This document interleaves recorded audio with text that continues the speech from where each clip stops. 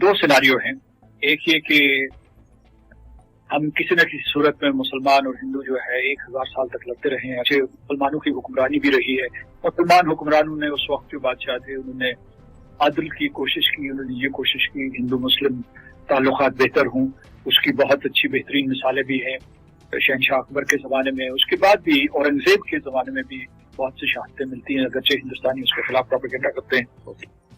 और फिर जो है हिंदुस्तान और पाकिस्तान की तकसीम हुई इस बुनियाद के ऊपर। अभी भी जो है 25 करोड़ हमारे पास से मुसलमान और 20 से 25 करोड़ हिंदुस्तान में मौजूद हैं, जिसका मतलब है उनकी मजमूई तादाद जनूबी एशिया में, अगर आप उनका भी शामिल कर लें बांग्लादेश का, इस जनूबी एशिया में मुसलमानों की तादाद जो है वो मजमूई तौर पर कोई 6 से 700 मिलियन के करीब बन जाती है, या इसमें जो 600 के करीब। तो ये एक बहुत बड़ी आबादी है और इनका एक मुश्तरक मुस्तकबिल है, क्योंकि आप अगर सिर्फ मजहब की बुनियाद के मजहब की आंख से देखेंगे मुसलमानों को और उनसे नफरत करेंगे और उनके हुकूक, उनकी रियासतों के हुकूक छीनने की कोशिश करेंगे और उनके अपने शहरियों को निशाना बनाने की कोशिश करेंगे, तो फिर तहजीब की एक लंबी जंग शुरू होगी।